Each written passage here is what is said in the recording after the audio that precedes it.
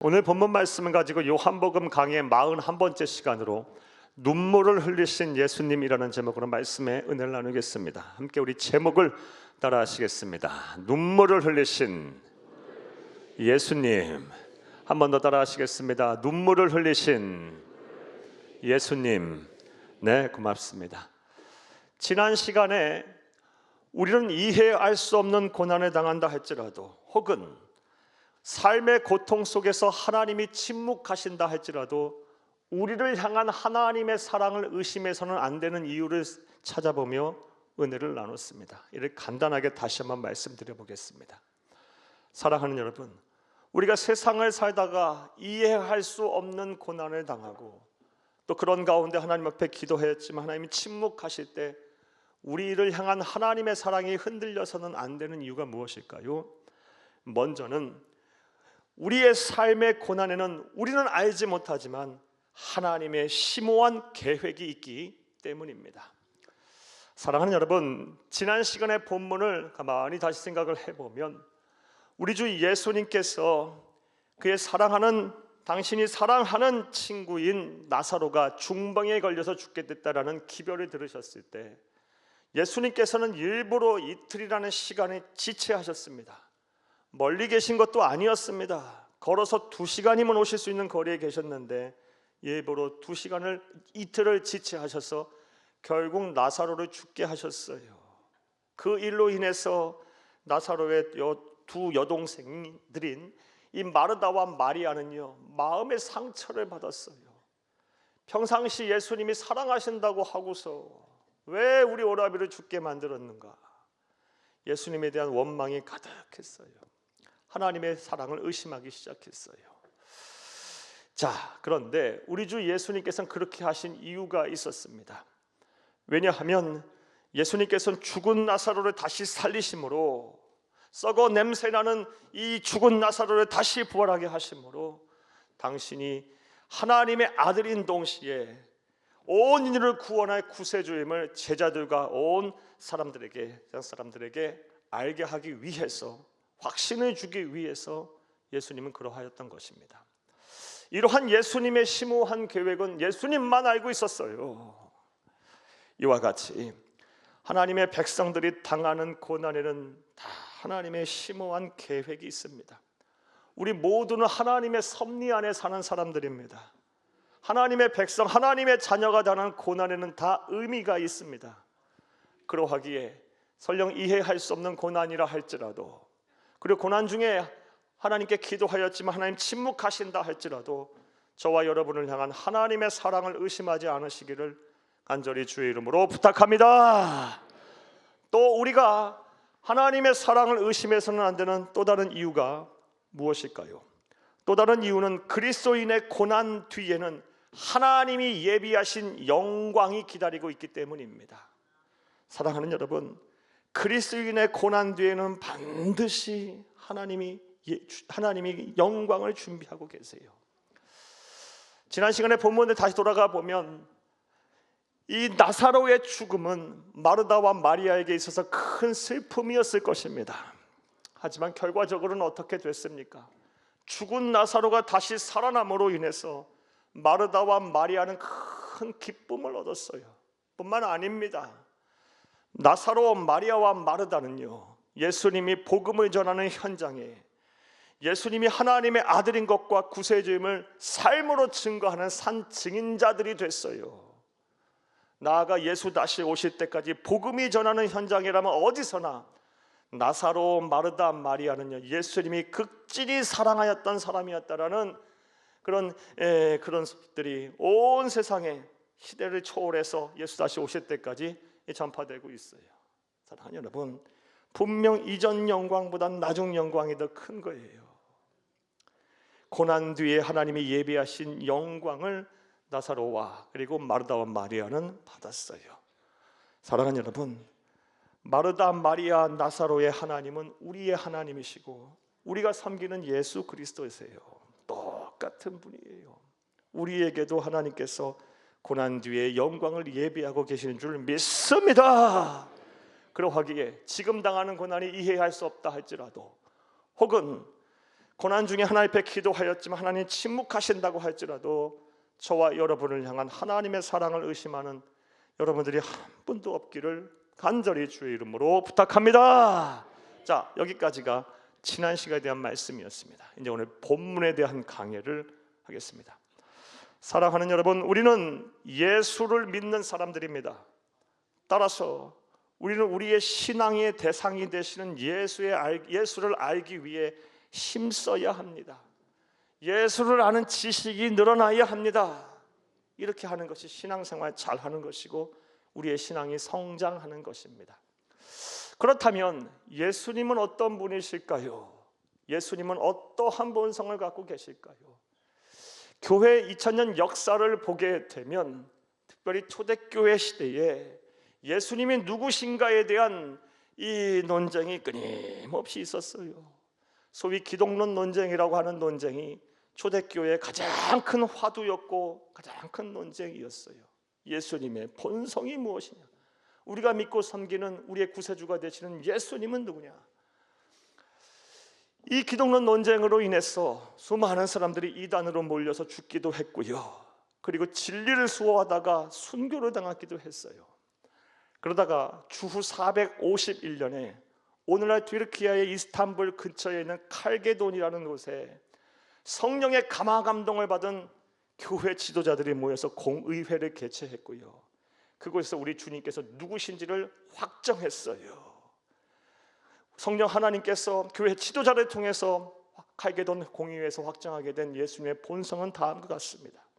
예수님은 참 하나님이신 동시에 참 인간이시다. 이 신성과 인성은 혼합되지도 않고 변질되지도 않으며 나누어지지도 않고 한 인격 속에 존재한다. 이게 우리 주님에 대해서 내린 정의예요. 예수님은 참 하나님이신 동시에 참 인간이십니다. 바로 알고 바로 믿고 바로 전하는 여러분 다 되시기를 간절히 주의 이름으로 축복합니다.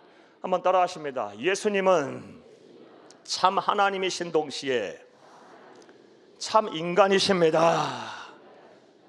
사랑하는 여러분, 이에 대해서 예수님이 신성과 인성을 가지신 것에 대해서 구원과 관련해서 간단하게만 먼저 설명을 해드리겠습니다. 사랑하는 여러분, 구원과 관련해서 볼 때 예수님은 신성과 인성 모두를 필연적으로 갖고 계셔야만 해요.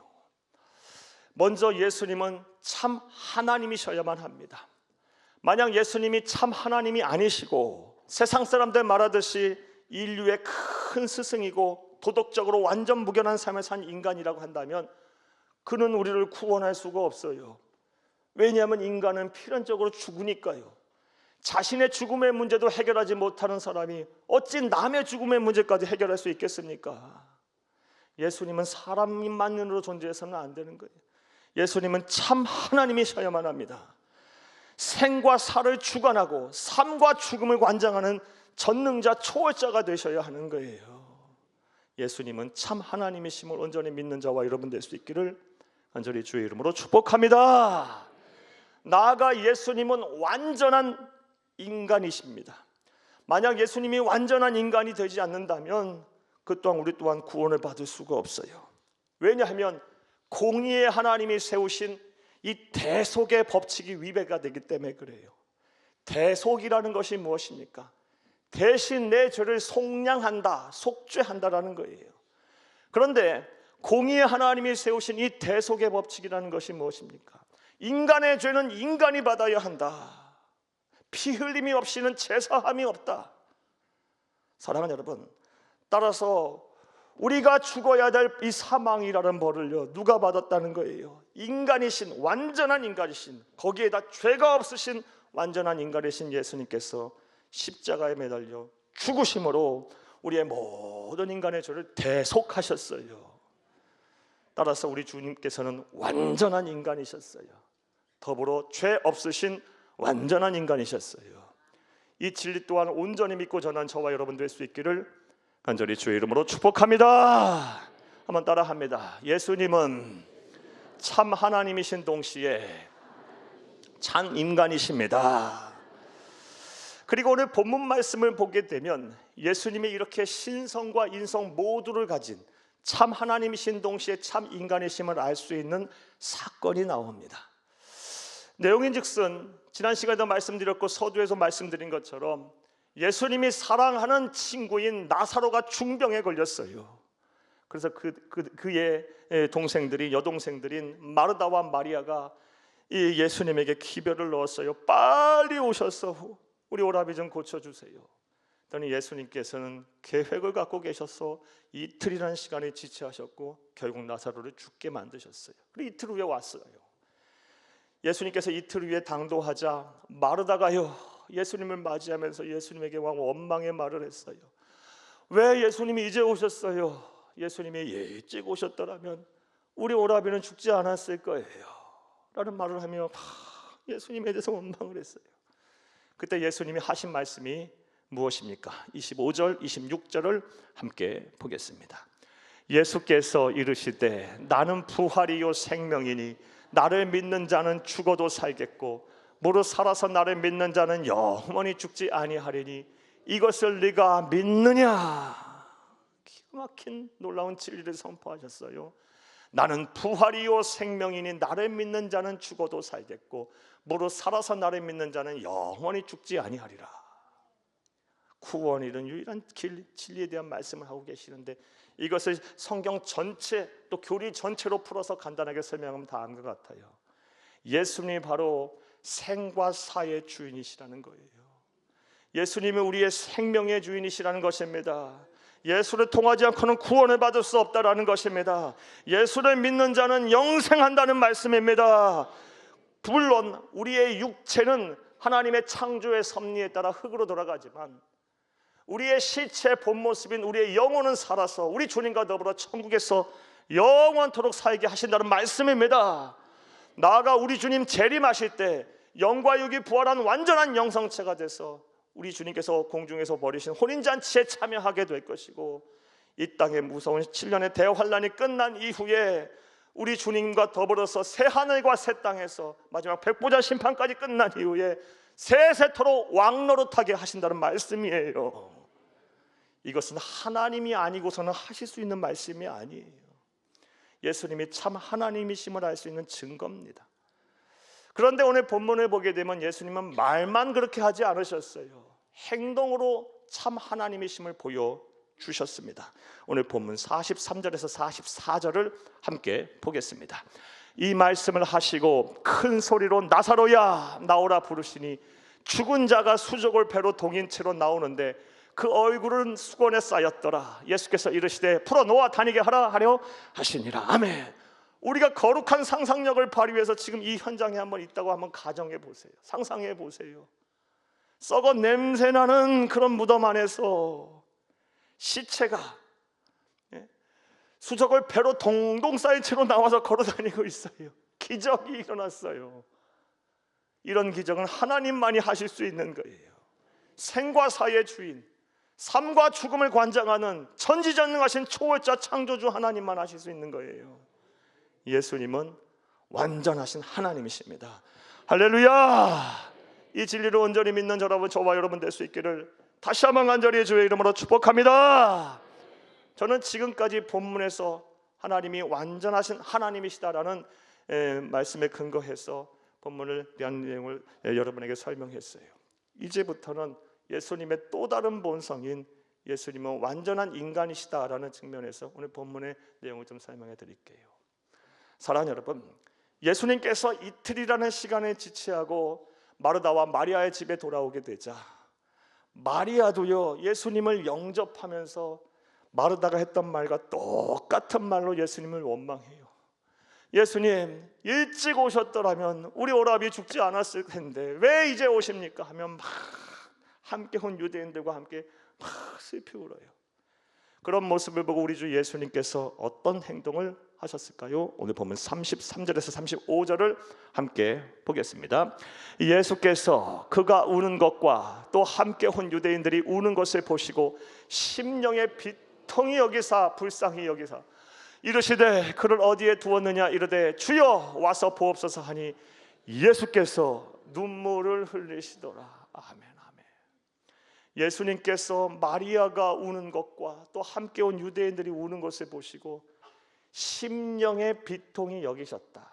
이게 정확한 표현은요, 마음이 찢어졌다는 말씀이에요.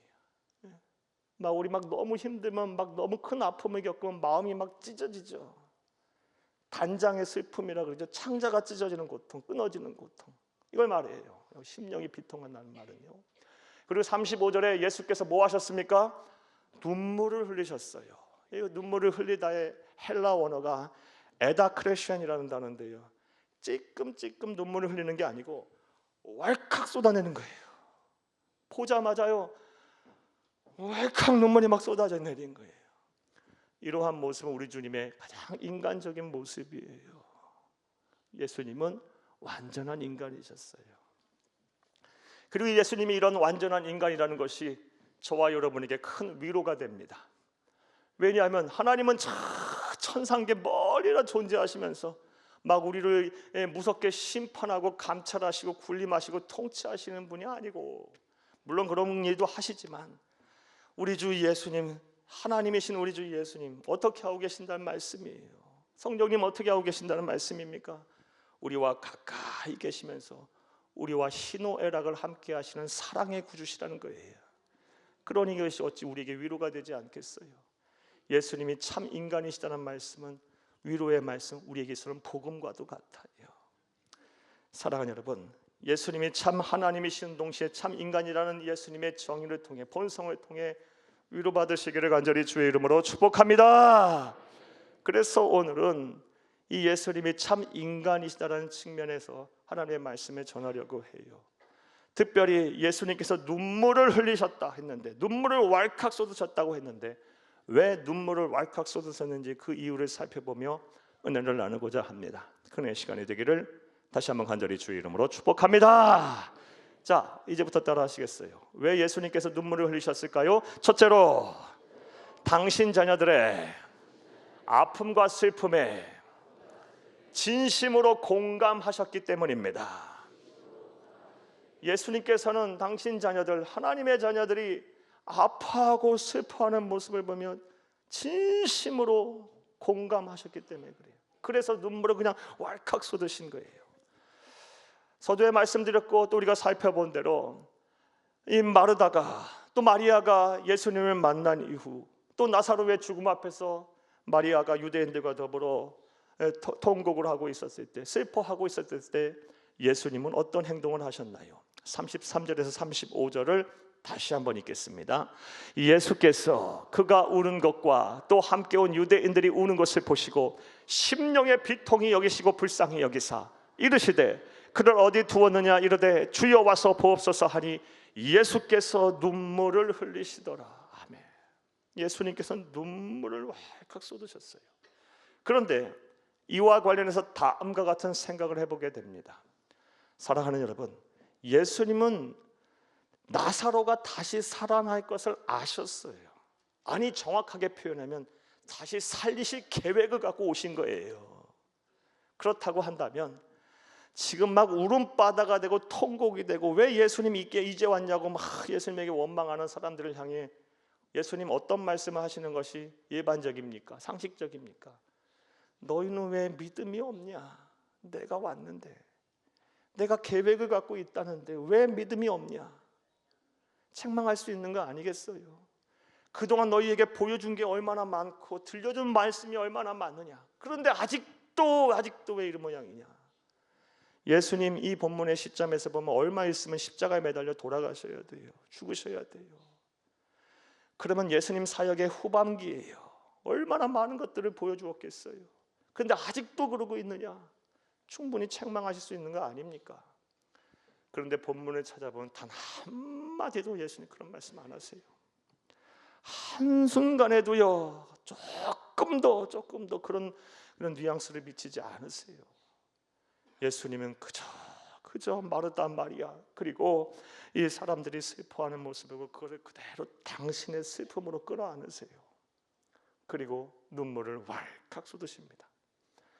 이처럼 우리 주 예수님은요, 당신의 자녀들의 아픔과 슬픔에 대해 진심으로 공감하시는 사랑의 구주이십니다. 이런 구주로 주신 예수님을 온전히 바라보는 여러분 다 되시기를 간절히 주의 이름으로 축복합니다. 예수님이 이런 분이심은 성경을 통해서 우리가 분명하게 알 수 있어요.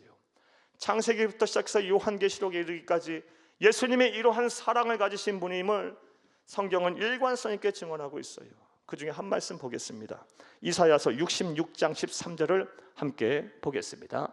어머니가 자식을 위로함 같이 내가 너희를 위로할 것인즉 너희가 예루살렘에서 위로를 받으리니. 아멘. 어머니가 자식을 위로함 같이 내가 너희를 위로할 것이다. 이 귀한 구절을 꼭 기억하세요. 사랑하는 여러분, 우리가 이 세상을 사는 동안 현실적으로 경험할 수 있는 가장 숭고한 사랑은 자식을 향한 부모의 사랑, 특별히 어머니의 사랑, 모성애입니다. 우리가 경험할 수 있는 사랑, 그 어떤 사랑도 이 사랑보다 숭고하지 못해요. 예를 한번 들어볼까요? 모든 자식이 다 잘 되면 좋겠지만요, 그렇지 못하면 부모는 참 마음이 아픕니다. 아무리 잘난 자식이 있어도요, 그렇지 못한 자식이 있으면 불편하고 힘들어요. 자녀가 진학에 실패하고 또 죄송합니다 이혼을 하고 또 사업이 어려워지고 무엇보다 병들고 그러면요, 부모가 어떻게 했어요? 그 마음이 힘들어요. 자녀가 눈물을 흘릴 때 부모의 눈에선 피눈물이 나는 거고요. 자녀가 뼈가 바짝바짝 마를 때 부모는 진액이 다 빠지는 거예요. 특별히 자녀를 상한 어머니의 사랑이 그래요. 모성애가 그래요. 그런데 우리 주님께서 뭐라고 말씀하세요? 어머니가 자식을 위로하는 것 같이 내가 너희를 위로하겠다, 이 말씀을 하고 계세요. 이제 본면의 말씀을 드릴게요. 우리가 사는 세상 광야 같은 세상입니다. 참 사는 것이 만만치가 않습니다. 한 고비 넘기면 또 한 고비가 있고 또 한 고비 넘기면 또 한 고비가 있고요. 그리고 내 편이 별로 없어요. 나와 경쟁하는 사람 천지고요. 그리고 나를 힘들고 어렵게 하는 사람들이 더 많아요. 말 한마디도 곱게 하는 사람 많지 않아요. 생각들이 다 삐뚤어 있는 것 같아요, 마치. 그러다 보니 참 힘들어요. 외로워요. 참 인생이 고달퍼요. 여러분 걱정하지 마세요. 누가 계세요? 내가 슬퍼할 때 함께 슬퍼하고 계시는 예수님이 계세요. 내가 염려와 근심으로 밤잠 못 잘 때 여러분 기억하세요. 우리 주님도 그러고 계신다는 것을요.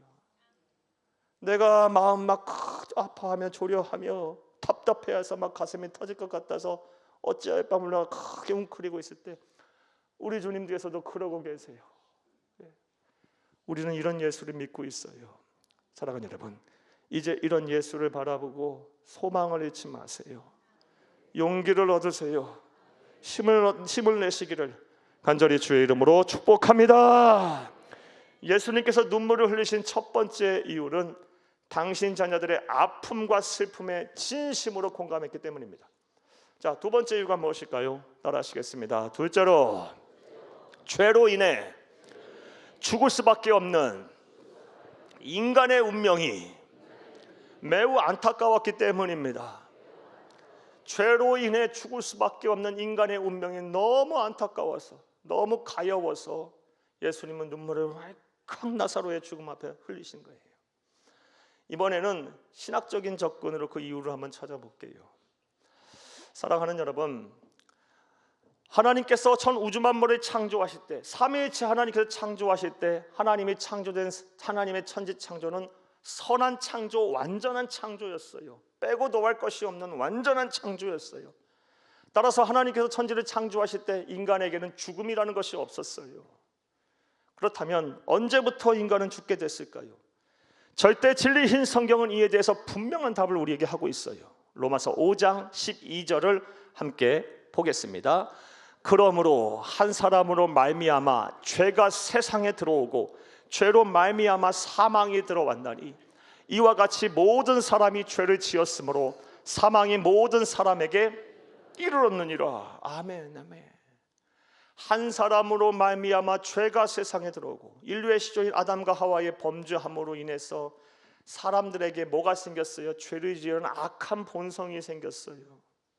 그래서 죄를 짓게 됐어요. 그리고 죄의 결과가 무엇입니까? 로마서 6장 23절 말씀에 죄의 삭은 사망이에요. 죄의 결과는 사망이에요.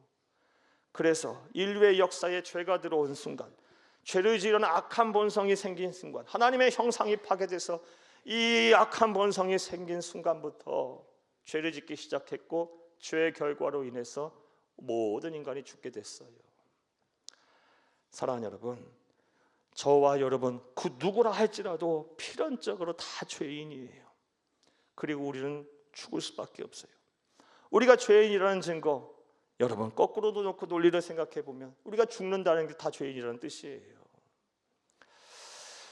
자, 그런데 말씀을 여기까지 듣고 또 다음 같은 생각을 하시는 분은 계실 거예요. 우리 3부 예배 드리시는 분들 가운데 그런 분 없으리라고 보지만요, 그런 분 계실 수도 있고요. 또 세상의 불신자들과 믿음이 연약하신 분들은 이런 생각할 거예요. 목사님, 내가 왜 죄인인가요? 저는 누구보다 선하게 살았고요, 또 법 없이도 살 수 있을 정도로 완전 무결하게 살았어요. 근데 왜 저를 죄인이라고 정죄합니까? 여러분, 여러분의 생각은 어떠합니까? 물론 여러분의 도덕적인 기준과 윤리적인 기준과 법적인 판단, 그리고 사회 통념상 여러분 죄인이 아닐 수 있어요. 하지만 문제는 구원의 주권자이자 심판장이신 하나님의 기준을 볼 때 우리 모두는 죄인일 수밖에 없는 거예요. 그렇다면 하나님의 기준에서의 죄의 정의가 무엇일까요? 죄의 범주가 어떻게 될까요? 사랑하는 여러분, 하나님의 기준으로 볼 때 죄란 무엇이냐? 우리가 말과 행동으로 짓는 것뿐만이 아니라 마음과 생각으로 짓는 것 또한 하나님의 기준으로 볼 때는 죄예요. 사회 통념상으로는요, 마음과 생각으로 아무리 해도 죄는 되지 않아요. 하지만 말과 행동으로 나타나는 순간, 행동으로 옮겨지고 말로 뱉는 순간 죄가 되는 거예요. 그러나 우리 주 예수 그리스도 삼위일체 하나님이신 분은요, 우리의 마음과 중심을 감찰하시고 훤히 보고 계시는 분이에요. 따라서 우리가 마음과 생각으로 짓는 죄들, 누구를 미워하고 형제를 미워하는 건 살인죄라 그랬고요, 여자를 보고 음욕을 품는 것은 간음죄라 그랬고요. 사랑하는 여러분, 이런 관점, 이런 기준에서 본다면 우리는 죄인이 아닐 수가 없어요. 하루에도 얼마나 많은 사람들 미워하고 경쟁하고 멸시하고 질투하고 비난하고 모욕을 하고, 말만 하고 안 하고 행동으로 안 옮길 뿐이지 우리의 머릿속에, 우리의 감정 속에 얼마나 오고 갑니까? 나아가 하나님의 기준을 볼 때 죄란요, 하지 말아야 할 것을 하는 것은 당연히 죄고 반드시 해야 할 것을 하지 않는 것도 죄입니다. 예를 들어서 윤리적으로 도덕적으로 정직하게 살고 또 부모에게 효도하고 살고 근면하게 살고 사치하지 않게 살고, 이런 것들 사회 통념상 죄라고 여기지 않아요. 비난은 받겠죠, 모욕은 받겠죠, 왜 그렇게 사냐고 책망은 받겠죠. 하지만 그게 죄는 되지 않아요. 하지만 하나님의 기준에서 이건 죄예요.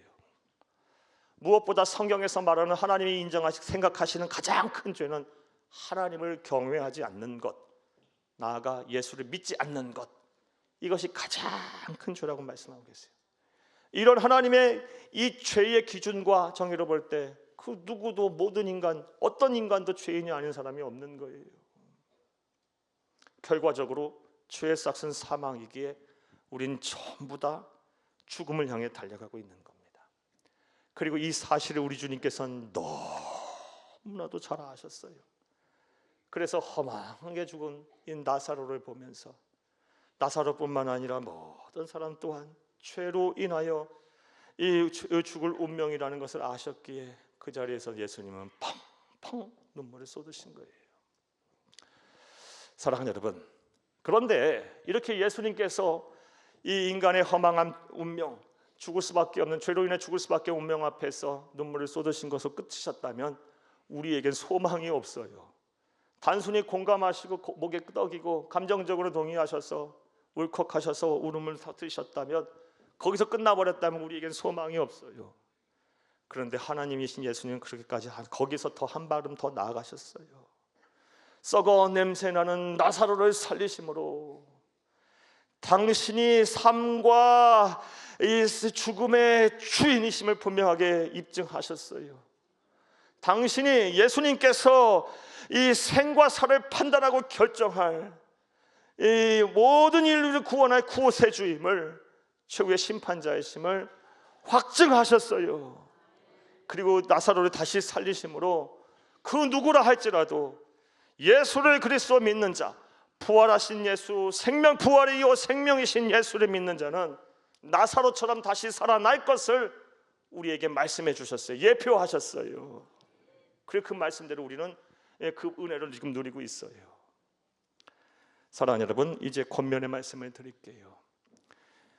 예수님을 부활의 주요 생명의 주로 온전히 믿는 저와 여러분 될 수 있기를 간절히 주의 이름으로 축복합니다. 이 믿음이 내 안에 살아있다면요, 우리에게서, 우리 그리스도인에게서 죽음은 아무것도 아닙니다. 육체의 장막이 허물어질 뿐이에요.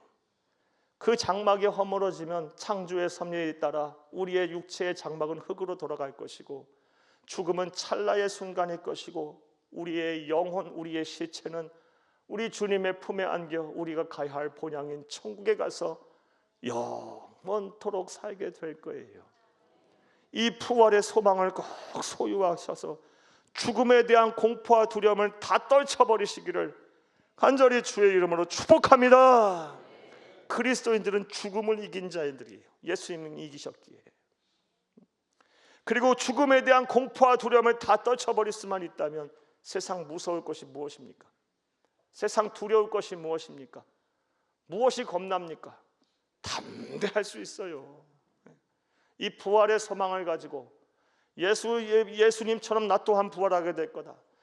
예수님이 나사로를 살리셨듯이 나 또한 때가 되면 사후 천국에서 영생하게 하실 것이다. 부활의 첫 열매가 되신 예수님께서 나 또한 두 번째, 세 번째 열매가 되게 하실 것이다 라는 확신 속에 세상을 이기는, 세상이 감당할 수 없는 그런 믿음의 사람들이 다 되시기를 간절히 주의 이름으로 축복합니다. 말씀 맺겠습니다. 사랑하는 여러분, 오늘은 우리 주 예수 그리스도께서 이 눈물을 흘리신 그 이유를 살펴보며 은혜를 나눴습니다. 먼저 우리 주 예수님께서는 당신 자녀의 아픔과 슬픔에 진심으로 공감하셨기 때문에 눈물을 흘리셨어요. 매우 인간적인 모습이에요. 나아가 죄로 인해 죽을 수밖에 없는 인간의 운명이 매우 안타까웠기 때문에 눈물을 왈칵 쏟으신 거예요. 자, 그런데 우리가 예수님의 이 눈물 속에서 놓쳐서는 안 되는 아주 중요한 사실이 하나 있어요. 사랑하는 여러분, 예수님 그렇다면 왜 또 그렇게 하셨을까요? 그 밑바탕에는 무엇이 깔려 있나요? 내가 너를 사랑한다, 이게 있는 거예요. 예수님의 사랑을 봐야 되는 거예요. 당신 목숨보다 나를 더 소중하게 생각하시는, 저와 여러분을 더 소중하게 생각하시는 예수를 생각하셔야 돼요. 그 사랑을 놓쳐서는 안 되는 거예요. 이제 부탁드려요. 제발 믿음의 눈을 열고 마음의 문을 열어 이 예수님의 사랑을 좀 받아들이세요. 머리로만 동의하지 마세요. 한 귀로 듣고 한 귀로 흘려버리지 마세요. 이 사랑에 눈을 감지 마세요. 이 사랑을 좀 받아들이세요. 그리고 받아들이지만 마시고요, 제발 좀 부탁인데요, 이 사랑을 누리고 좀 사세요. 하나님의 백성이 예수의 베푸시는 이 항거할 수 없는, 저항할 수 없이 밀려오는 이 사랑 속에 살지 않으면 세상에 어떻게 낙이 있습니까? 무슨 세상에 기쁨이 있습니까? 부탁드려요. 이제부터 하나님 나라 가시는 그날까지 우리 주 예수 그리스도의 이 사랑의 바다에 푹 빠져 사세요. 하늘 행복을 누리며 사시는 여러분들이 다 될 수 있기를 간절히 주의 이름으로 축복합니다. 나아가 이 사랑을 거부하고 또 이 사랑을 몰라서 영원한 사망을 향해 달려가는 수많은 형제자매들에게 예수만이 소망이다, 예수만이 구원이다, 예수만이 생명이다, 예수를 통하지 않고서는 절대로 영생이란 없다, 죄의 문제를 해결할 수 없다, 하나님의 진노와 심판, 무서운 진노와 심판과 바로 피할 수 없다, 이 진리의 복음을 전하세요. 주 앞으로 인도해내세요. 그래서 하늘의 별과 같이 빛나는, 영원토록 빛나는 존귀한 하나님의 자녀들이 다 될 수 있기를 간절히 주의 이름으로 축복합니다. 축복합니다. 축복합니다.